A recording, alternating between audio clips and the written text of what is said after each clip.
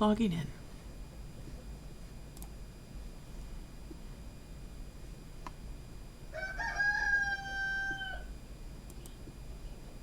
Visions.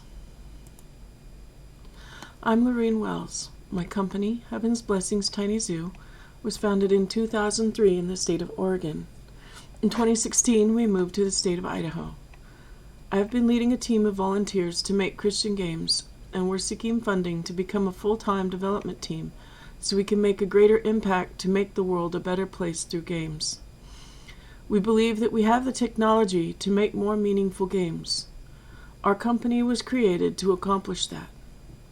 We've created the games Chariots, Padik Adelen, Messiah, Treasures in Heaven, Silverguard Chronicles, and we're working on a Morpeg title, Visions.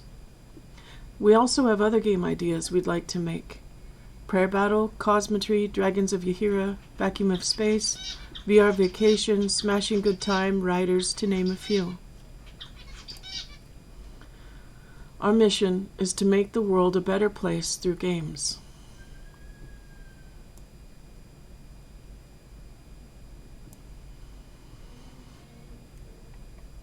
A study in 2019 shows that on average, men play games for about 3 hours a day, while women play games for about an hour and a half each day. Of all the most popular types of games that people play, however, very few of them have meaningful content that players can walk away from the game and feel like they've gained something useful for their daily lives. While educational games do exist, very few people play strictly educational games because they are often lacking a fun factor to keep the players engaged. We need more fun games that have meaningful content to improve people's lives and make the world a better place outside the game environment as well as within the games themselves. We are making games that are first and foremost fun to play, that also have meaningful content that help people in their daily lives. Our games have encouraging and uplifting themes, encouraging players to make positive choices. When there are trade skills in our games, especially in Visions, we include ingredients and production methods that can be replicated in real life. For example, we have recipes that teach the player how to make their own butter, onion soup, and even how to make pottery. We make games that encourage people to choose a profession and learn a skill.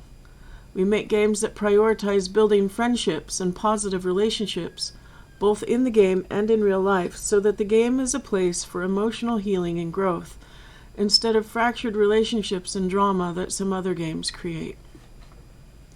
We know that games come and go, but in the end, the things that matter most in life are relationships with the people we care about. And we want our games to be a place where those relationships are strengthened and people will remember their experiences in our game with fondness and a positive nostalgia. Our flagship project is called Visions. Visions is a Christian Morpeg in the setting of ancient Rome. We're starting players on the island of Cyprus, in the home of the first Christian kingdom. The Apostle Paul crossed the length of the island from Salamis to Paphos in his travels.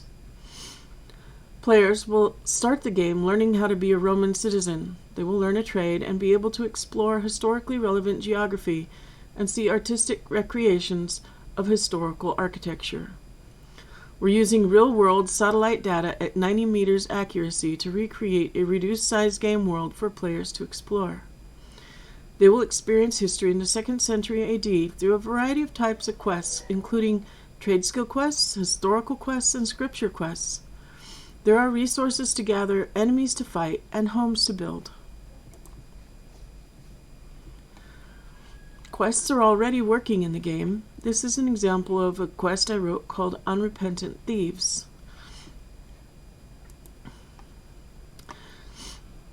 There's combat and special effects already working. You can see the special effects that come with atavism.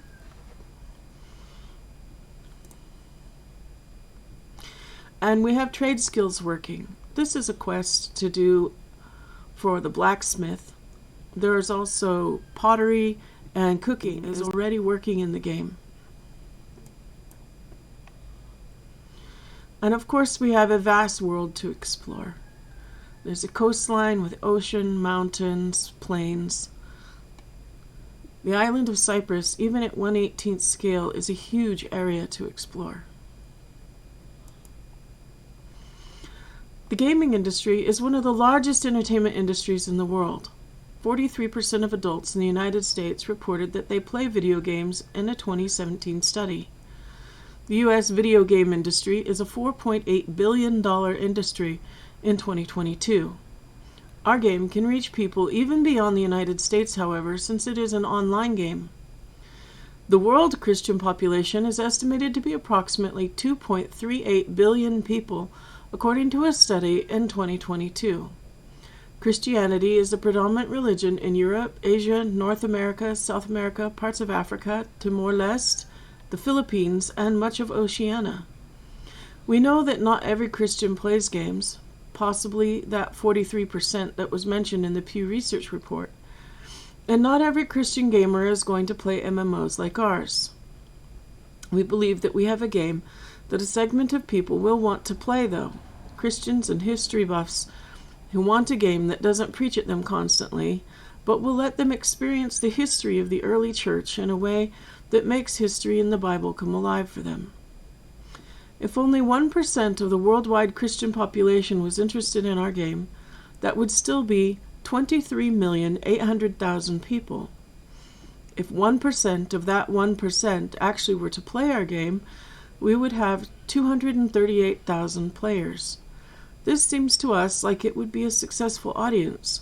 By comparison, EverQuest at its peak had 500,000 players and is still a successful game being played 20 years later with a player base of approximately 80,000 monthly players.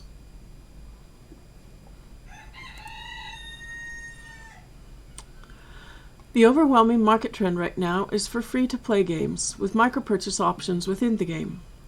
While we had originally intended to offer the game by subscription only, we have since abandoned that idea and are building the game now to accommodate the free-to-play model. Farmville has made over $1 billion in its lifetime using the free-to-play model. EverQuest switched to a hybrid model of free-to-play with subscription bonuses and continues to make $11.5 million a month in revenue. Our plans are to implement similar strategies for Visions to bring in a micro-purchase or hybrid subscription model. Primarily, we believe that Christians and history enthusiasts will be interested in Visions. We have also been approached by Christian parents who have teens that play games, and they would like to have a game more appropriate for their family values and their faith convictions for their children to play. We've also been approached by adults who have played other secular MMORPGs in the past and are looking for a game that doesn't compromise their faith and convictions. We believe Visions will be the game that meets this need. Due to circumstances beyond our control, we recently had to restart making our game in a new game engine. We chose Unity this time with Atavism for the MMORPG framework because it has the most complete toolset for making a MMORPG that we have ever had access to. Working with just a few volunteers who have limited time available, we have been able to put together a working skeleton of the game, complete with harvest nodes, quests, working trade skill stations, enemies to fight, and skills that can be trained, because most of these features work out of the box with Atavism. We didn't need a full development team to get those tools working, they already worked with Atavism. Furthermore, Atavism comes with a stable MMO quality backend that can support more than 5,000 simultaneous users. Atavism already has a built-in database for all the quests, items, currency, users, and everything we will need to make the game.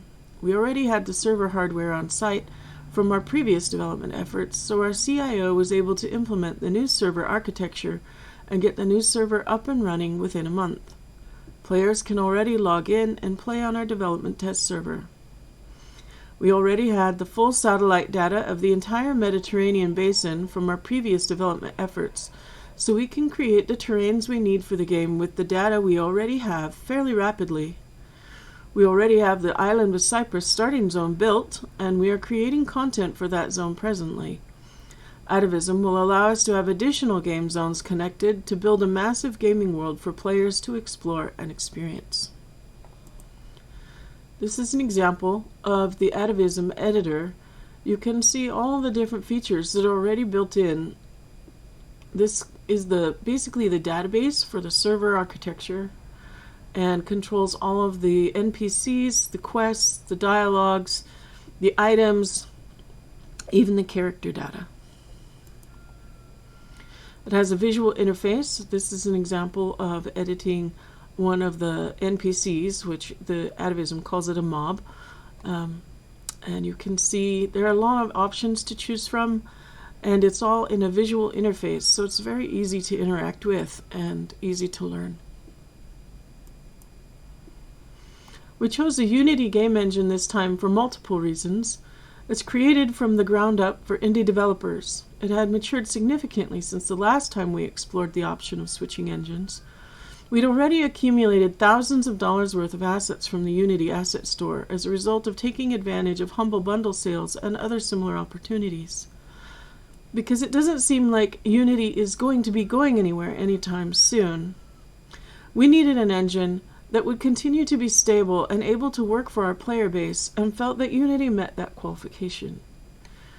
An added bonus to using Unity is that our game can be exported to multiple platforms from the same build, so for the first time ever we'll be able to support both PC and Mac users. Perhaps the strongest reason is that it had the atavism framework, which is nearly an engine in itself, to help accelerate our progress making the game. Here's an example of the Unity editor, which many people are familiar with. This editor is used to make all kinds of games, everything from platformers and first-person shooters to, of course, MMORPGs like we're making. You can see that it has both visual and text interface, and all of the menus are very easy to interact with. There is still, of course, a learning curve because it is a full game engine, but it makes it possible for indies to make games without the huge budgets of a AAA team. The most obvious competition we have is other mainstream MMORPGs that already exist, like World of Warcraft, EverQuest, Guild Wars 2, Elder Scrolls Online, and so forth. We're making a persistent world MMORPG with many of the same type of game elements that those games have. It seems unlikely that we will pull established players away from those games. However, as populations of those games decline, those disenchanted players will be looking for a new game to play, something different, something that doesn't fracture their friendships, something more meaningful, something that when they walk away from the game, they bring something valuable to their real life that they learned in the game. Those are the players that we will reach. We have a game that is unlike anything else in existence today, a game with a Christian core, but that also has many of the elements that players are familiar with from secular games like trade skills, quests, and exploring new lands. We have a game based on real history instead of fantasy. We have a game that encourages friends and veteran players to work together instead of against each other. We have a game that encourages positive choices and has a positive message at its core. We have a game that encourages community and provides a place for people to meet up in a virtual world, even when they can't meet up in real life. While other popular games have some of these qualities or can be used in this way with some extreme effort, our game hopes to make this easier and more fluid for players to experience as part of the natural gameplay design. It is a huge world to see. There are places to hide, places to explore together, places where you could have a private meeting online, places where you could have parties, go fishing, relax, de-stress, or go on an adventure.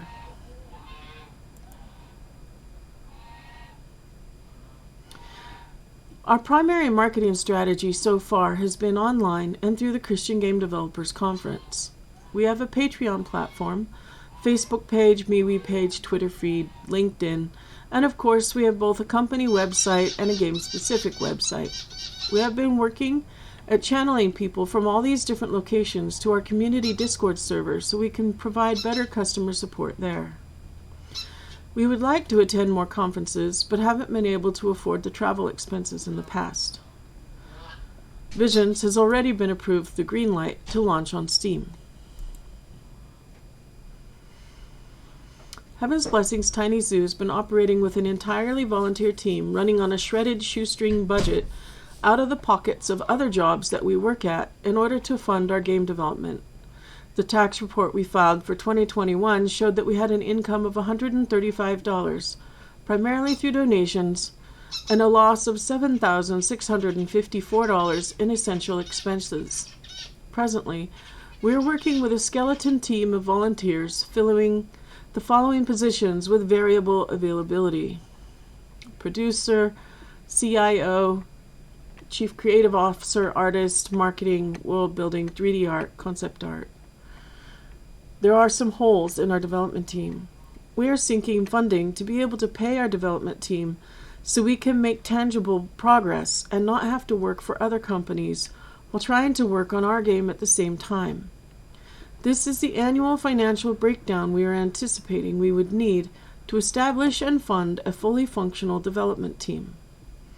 We anticipate that we could have a full team on board within a month, and within 6 months after that have a viable product.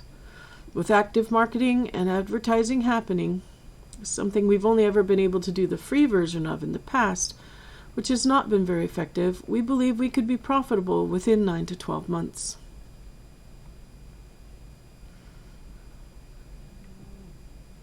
Most of our expenses are salaries.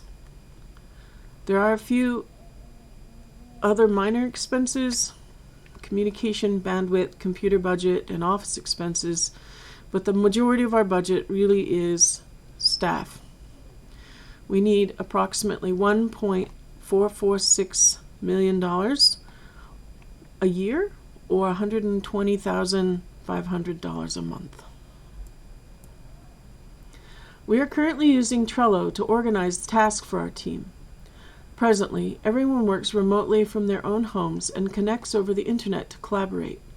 We use SVN for version control of the game files, and this also helps to make sure the whole team is using the same version of the game while developing. The core members of our volunteer team currently consist of these dedicated people: producer, administrator, lead artist, marketing lead, programmer, concept artist, game designer, 3D artist, 2 world builders, we just recently added one, a quest writer, and a game tester.